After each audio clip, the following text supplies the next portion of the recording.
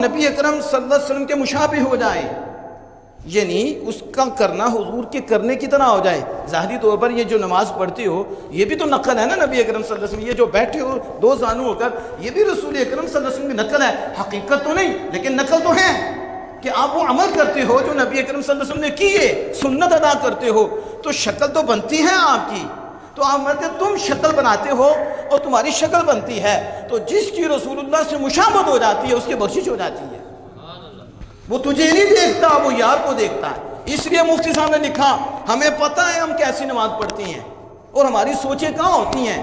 اور پھر بڑوں لوگوں کی نمازیں کی کیا کہنا کہ وہ تو ہر وقت رب کے حضور ہوتے، ان کی نماز تو بڑی اونچی ہیں، تو پھر جو ہم نماز پڑھتی ہیں آپ ہمیں اتنا پتہ ہے نقل رسول اللہ کی کرتے ہیں۔